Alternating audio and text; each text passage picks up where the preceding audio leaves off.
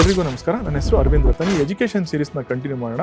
ಈ 3ನೇ ತಾರೀಕು, 12ನೇ ತಾರೀಕು, 21ನೇ ತಾರೀಕು ಮತ್ತು 30ನೇ ತಾರೀಕಲ್ಲಿ ಹುಟ್ಟಿರೋ ಮಕ್ಕಳು, ಇನ್ಕ್ಲೂಡಿಂಗ್ ಈವನ್ IAS KS ಓದಿರೋರಿಗೆಲ್ಲ ಇದು ಹೆಲ್ಪ್ ಆಗುತ್ತೆ. ಇವರ ಲರ್ನಿಂಗ್ ಸ್ಟೈಲನ್ನು ನೋಡೋಕೆ ಹೋದಾಗ ಒಂದು ಸ್ಟ್ರಕ್ಚರ್ಡ್ ಲರ್ನರ್ಸ್ ಅಂತೀರಿ, ಒಂದು ಡಿಸಿಪ್ಲಿನಾಗಿ ಲರ್ನ್ ಮಾಡ್ತಾರೆ. ಆ ಥರ ಒಂದು ವೆಲ್ ಆರ್ಗನೈಸ್ ಸ್ಟಡಿ ಮೆಥಡ್ಸ್. ಇವ್ರಿಗೆ ಬುಕ್ಸ್ ಕರೆಕ್ಟ್ ಆಗಿರಬೇಕು, ಟೇಬಲ್ ಕರೆಕ್ಟ್ ಆಗಿರಬೇಕು, ಎಲ್ಲ ಒಂದು ಆರ್ಗನೈಸ್ಡ್ ಆಗಿರಬೇಕು. ಆ ಥರ ಇವರ ಸ್ಟ್ರೆಂತ್ಸ್ನ ನಾವು ನೋಡೋಕೆ ಹೋದಾಗ ಕಮ್ಯುನಿಕೇಷನ್ನು, ಸ್ಟ್ರಾಂಗ್ ಮೆಮೊರಿ ಮತ್ತು ಒಂದು ಲೀಡರ್ಶಿಪ್, ಅಕಾಡೆಮಿಕ್ ಲೀಡರ್ಶಿಪ್ ಅಂತ ನಾವು ಹೇಳ್ತೀವಿ, ಒಂದು ಒಳ್ಳೆ ಸ್ಟ್ರೆಂತ್ ಅದು.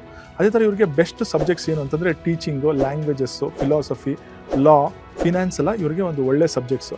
ಆದರೆ ಇವ್ರಿಗೆ ಒಂದು ಚಾಲೆಂಜಸ್ ಅಂತ ನೋಡಿದಾಗ ಸ್ವಲ್ಪ ಓವರ್ ಕಾನ್ಫಿಡೆನ್ಸ್ ಇವ್ರಿಗೆ, ಆಮೇಲೆ ಸ್ವಲ್ಪ ತುಂಬ ಥಿಯರಿಟಿಕಲ್ ಆಗಿಬಿಡ್ತಾರೆ. ನೋಡಿ, ಈ ಓವರ್ ಕಾನ್ಫಿಡೆನ್ಸ್ ಆದಾಗ ಏನಾಗುತ್ತೆ, ನಂಗೆ ಗೊತ್ತು ಬಿಡು, ನಾನು ಓದ್ಕೊತೀನಿ ಅಂತ ಮಾಡಿದಾಗ ಸ್ವಲ್ಪ ಚಾಲೆಂಜಸ್ ಫೇಸ್ ಮಾಡ್ತಾರೆ. ಆ ಥರ ಇವ್ರಿಗೆ ಟಿಪ್ಸ್ ಏನು ಅಂತಂದರೆ, ಒಂದು ಸ್ವಲ್ಪ ಇವರು ಪ್ಲ್ಯಾನಿಂಗ್ ಮಾಡಬೇಕು, ಟೈಮ್ ಟೇಬಲ್ಸ್ ಕ್ರಿಯೇಟ್ ಮಾಡ್ಕೊಂಡ್ಬಿಡ್ಬೇಕು. ಈ ಟೈಮ್ಗೆ ಇದನ್ನು ಮಾಡ್ತೀನಿ. ಅದೇ ಥರ ಒಂದು ಸ್ವಲ್ಪ ಇದನ್ನು ಡಿಬೇಟ್ ಥರ ಓದಬೇಕಂದ್ರೆ ಹೇಳಿದ್ದನ್ನು ಬೇರೆಯವ್ರಿಗೆ ಹೇಳಿ ತೋರಿಸ್ಬೇಕು.